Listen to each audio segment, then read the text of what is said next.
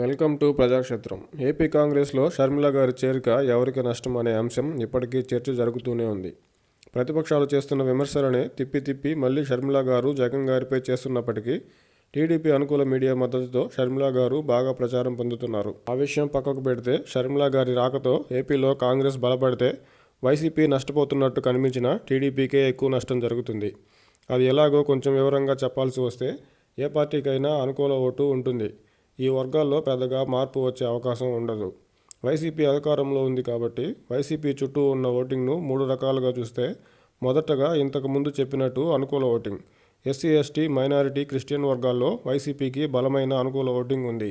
YCP ప్రభుత్వం అమలు చేస్తున్న సంక్షేమంతో పాటు బీజేపీ టీడీపీతో కలిసే అవకాశం ఉన్నందున వైసీపీ అనుకూల ఓటింగ్లో పెద్దగా మార్పు ఉండదు.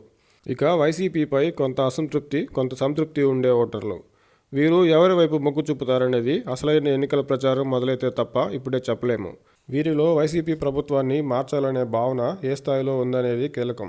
ఈ వర్గాల్లో వైసీపీకి కొంతమేర నష్టం జరిగినా అది షర్మిల గారి ప్రభావంతో కానే కాదు. ఇక వైసీపీపై పూర్తిగా అసంతృప్తిగా ఉండేవారు అంటే ప్రభుత్వ వ్యతిరేక ఓటు. వీరు దాదాపు వైసీపీకి వ్యతిరేకంగా ఓటు వేస్తారు కాబట్టి ప్రభుత్వ వ్యతిరేక ఓటు ఏ స్థాయిలో ఉంటే అంత ఎక్కువగా టీడీపీ జనసేన కూటమికి అదనపు ఓటింగ్ లభిస్తుంది. ఇక్కడే షర్మిల గారి ప్రభావం ఉండొచ్చు.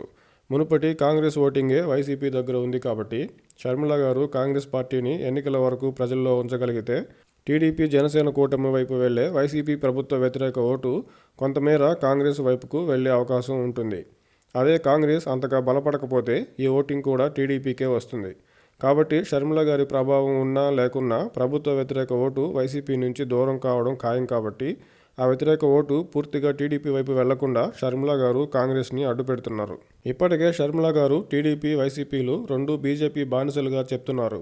ఆంధ్రప్రదేశ్కి అన్యాయం జరుగుతున్న రాష్ట్రంలోని పార్టీలు బీజేపీని ప్రశ్నించడం లేదనే ప్రధాన అంశంతో ప్రజల్లోకి వెళ్తున్న షర్మిల గారు బీజేపీ కనుక టీడీపీ కూటమిలో చేరితే షర్మిల గారి విమర్శలు మొత్తం టీడీపీ బీజేపీ పైనే కేంద్రీకృతం కావచ్చు. షర్మిల గారి జిల్లాల పర్యటన గమనిస్తే వైసీపీలో వ్యతిరేకంగా ఉన్న నాయకుల్లో టీడీపీ జనసేన వైపు వెళ్లాలా వద్దా అనే సందిగ్ధంలో ఉన్న వారిని కాంగ్రెస్లోకి ఆహ్వానిస్తున్నారు.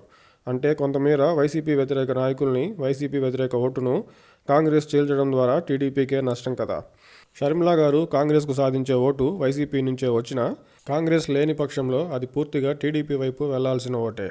అయితే ప్రజల్లో వైసీపీపై భారీ స్థాయిలో వ్యతిరేకత ఉండి టీడీపీని అధికారంలోకి తీసుకోవాలనే భావన బలంగా ఉంటే షర్మిల గారి ప్రభావం నామమాత్రమనే చెప్పొచ్చు.